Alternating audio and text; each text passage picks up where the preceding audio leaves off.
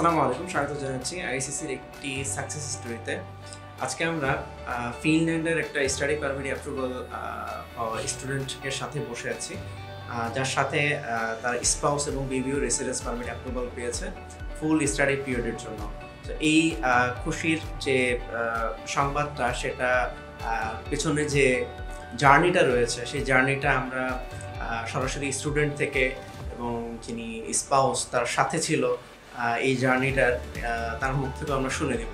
So আমার সাথে আছে হচ্ছে নাফিসা নাহরিন খান এবং তার স্পাউস রবিন ভাইয়া। সো নাফিসা নাহরিন খান এবং রবিন ভাইয়া কেমন আছেন? সো আপনাদের সামনে এখন ফিনল্যান্ডের রেসিডেন্স পারমিট কার্ড আছে, এটা অনেক আপস অ্যান্ড ডাউন, অনেক লং টার্ম ত্যাগ তিতিক্ষার পর আপনারা পেয়েছেন। সো আমি যদি শুরু থেকে আপনার এই জার্নিটা কখন শুরু হলো, আপনার এডুকেশনাল ব্যাকগ্রাউন্ড কোথা থেকে আপনি অ্যাপ্লিকেশন লঞ্চ করলেন ফিনল্যান্ডের প্রতি, সেগুলো জানতে চাচ্ছি।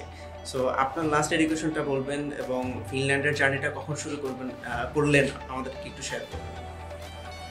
আচ্ছা, আসসালামু আলাইকুম। আমি নাফিসা নাহরিন খান। আমি রিসেন্টলি ফিনল্যান্ডের নার্সিংয়ে এক্সএএনকে সাভান্না ক্যাম্পাসে নার্সিং পড়ার সুযোগ পেয়েছি। তো আমার লাস্ট এডুকেশন ব্যাকগ্রাউন্ড, যেটা মনির ভাই বললেন, আমার লাস্ট এডুকেশন ব্যাকগ্রাউন্ড ছিল এইচএসসি। এরপরে আমার বিয়ে হয়ে যায় এবং বাচ্চা হওয়ার কারণে আমি পড়াশোনার একটা লং গ্যাপ চলে আসে, আমার প্রায় 5 বছরের একটা গ্যাপ চলে আসে। তো তারপরে আমাদের মনে হয় যে এখন যদি আমরা আবার নতুন করে আর কি বাহিরে একটা কিছু পড়াশোনার জন্য যেতে পারতাম বা সেটেল হতে পারতাম, সেই পরিপ্রেক্ষিতে আসলে আইসিসিকে খুঁজে পাওয়া। গুগলে আমি সার্চ দিই যে কারা হচ্ছে আর কি বাংলাদেশের টপ কনসালটেন্ট, মানে স্টাডি কনসালটেন্টদের মধ্যে আছে। তো তারপরে হচ্ছে সব কিছু আমি দেখে আইসিসি বনানীতে আসি। আসার পরে আমি ভাইয়ার সাথে দেখা হয় আমার। ভাইয়াকে আমি জানাই আমার কনসার্নগুলো এবং আমার যে ড্রব্যাকগুলো আছে, আমার এইচএসসি রেজাল্ট কম, তো তারপর আমার 5 বছরের স্টাডি গ্যাপ আছে, আমার একটা ছোট বাচ্চা আছে যাকে রেখে আমি দেশের বাইরে আসলে যেতে পারবো, যেটা ইম্পসিবল। পরে ভাইয়া আমাকে বেশ কিছু কান্ট্রির অপশনস দেখায়, যার মধ্যে ডেনমার্ক ছিল এবং ইউএসএর ব্যাপারে আমি জানতে চাই। ভাইয়া আমাকে ইউএসএর ব্যাপারেও অনেক হেল্প করে এবং সে আমাকে বলে যে ইফ ইউ ওয়ান্ট তাহলে এটাও ইউ ক্যান চুজ, বাট আমাদের নিজেদের বেশ কিছু পার্সোনাল প্রবলেম থাকার কারণে এবং সব দিক থেকে মনে হলো যে ফিনল্যান্ডটা আমাদের জন্য পারফেক্ট।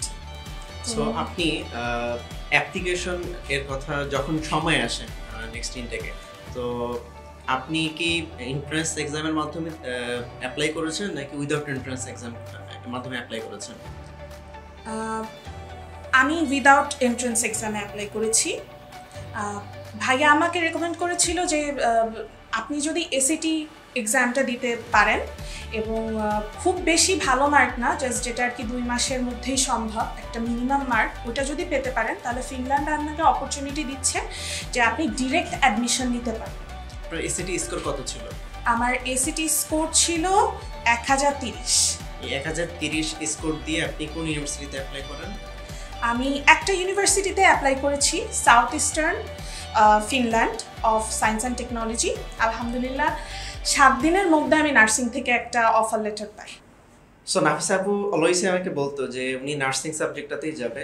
সো আপুকে এন্ট্রান্স এক্সাম প্রসেসের কিছু ইউনিভার্সিটি লিস্ট দিলাম, উইদাউট এন্ট্রান্স এক্সামের কিছু ইউনিভার্সিটি লিস্ট দিলাম। তো উইদাউট এন্ট্রান্স এক্সাম যদি আমি ফিনল্যান্ডের চান্স পেতে চাই, এসএটি স্কোর কিন্তু অন্যতম একটা হাতিয়ার, যেটার কারণে হচ্ছে এন্ট্রান্স এক্সাম ছাড়াই একটা শিওর শর্ট অ্যাডমিশন কনফার্ম করা যায়।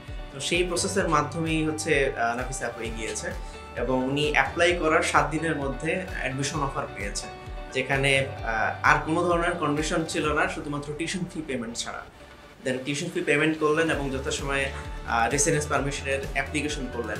সো আপনার যে এই অ্যাডমিশন এর জার্নি, ভিসা প্রসেসের জার্নি, এই জার্নিটাতে কিভাবে আপনি হেল্প পেলেন আইসিসি থেকে, সেটা যদি বলতেন।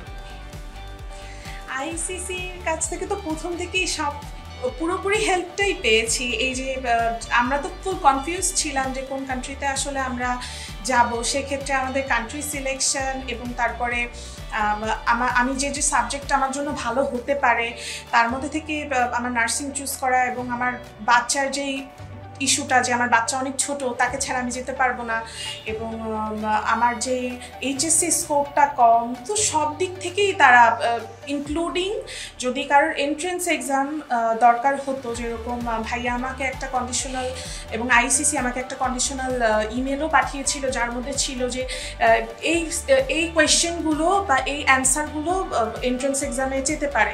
তো ওরকম পিডিএফ থেকে শুরু করে সব টাইপের হেল্পই আমি পেয়েছি। সো এন্ট্রান্স এক্সামের জন্য যে প্রিপারেশন গাইডলাইন প্রয়োজন হতে পারে সেটা আইসিসি থেকে শেয়ার করে দেওয়া হয়। প্রিভিয়াস ইয়ার্সের কোশ্চেন ম্যাটেরিয়াল সেগুলোর আনসার সহ আমরা প্রোভাইড করি, যেন একটা স্টুডেন্ট একটা ক্লিয়ার আইডিয়া পেয়ে যায় যে সে কী ধরনের এক্সামের মধ্য দিয়ে যেতে যাচ্ছে। ফিনল্যান্ডে অ্যাডমিশন কনফার্ম হলে ভিসা নিয়ে তেমন ইস্যু পোহাতে হয় না। আপু ফাইনালি হচ্ছে ওনার রেসিডেন্স পারমিটও অ্যাপ্রুভাল পেয়েছে। ফিনল্যান্ড ওয়ার্ল্ড ক্লাস একটা কান্ট্রি এডুকেশনের জন্য, লিভিং, তাদের লাইফস্টাইলের জন্য ইত্যাদি। সো আমরা এই পর্যায়ে নাফিসা আপুর কাছ থেকে ওনার রেসিডেন্স পারমিট কার্ডটা দেখে নিব, একই সাথে ভাইয়ারটাও দেখে নিব। সো দেখতে পাচ্ছেন নাফিসা নাহরিন আপুর রেসিডেন্স পারমিট কার্ড, এটা হচ্ছে ওনার স্পাউসের কার্ড, এটা হচ্ছে ওনার বাচ্চার কার্ড। সো এখানে ওনার টোটাল যে স্টাডি পিরিয়ড এই সময়ের জন্য হচ্ছে উনি অ্যাপ্রুভাল পেয়ে গিয়েছে রেসিডেন্স পারমিটের। সো একই সাথে যদি 4 বছর ফিনল্যান্ডে কেউ একটানা থাকে, সে কিন্তু পিআরের জন্য এলিজিবল হয়, এবং ফার্দার যে সিটিজেনশিপের প্রসেসটা সেটাও অনেক স্মুথ হয়। সো এই ছিল হচ্ছে নাফিসা নাহিরাপুর থেকে ওনার অ্যাডমিশন থেকে ভিসা জার্নি পর্যন্ত। তো এখন আমরা তার স্পাউস রবিন ভাইয়ের কাছ থেকে ওনার এক্সপিরিয়েন্সটা শুনবো। জি, আমার এক্সপিরিয়েন্স ছিল আসলে আপনার সঙ্গে যখন আমি যোগাযোগ করি তখন তো সব কিছু আমি আপনাকে শেয়ার করলাম। তো আপনি আমাকে যেভাবে গাইড করলেন বা প্রত্যেকটা জিনিস যেভাবে বুঝিয়ে বললেন, সেটা আসলে আমাদের জন্য খুব উপকার হয়েছে। তারপরে যে আমার ডকুমেন্টগুলো প্রিপেয়ার করা, সেগুলোর ক্ষেত্রে আপনি আমাকে গাইড করলেন, সেগুলো আমি সবগুলো সাজালাম এবং আমি আপনাকে দিলাম। তো সেইগুলোও খুব স্মুথভাবে হয়েছে। এবং এখানে একটা কথা বলে রাখি, আমার এবং আমার বাচ্চার যখন আপনার অ্যাপ্লাই করা হচ্ছিল ইন্টার ফিনল্যান্ডে, তখন ভাইয়া একদিনের মধ্যেই, যে জিনিসটা আমার আসলে টাইম লাগে, ইমার্জেন্সিভাবে একদিনের মধ্যে অনেক চাপ নিয়েই করে দিছে। এই হলো একটা বিষয়। আর তাছাড়া অন্যান্য যা বিষয়গুলো আছে, মানে ইন্টারভিউ দেওয়ার সময় যে গাইডলাইনগুলো লাগে বা যে প্রিপারেশনগুলো লাগে, সেগুলোতেও ভাই আমাকে অনেক হেল্প করছে। সো আপনারা জানলেন ফিনল্যান্ডের স্টাডি ভিসার একদম ইনিশিয়াল স্টেজে অ্যাডমিশন থেকে নিয়ে ভিসা পর্যন্ত এই জার্নিটা কেমন স্মুথভাবে আমাদের ক্লায়েন্টরা ডিল করলেন।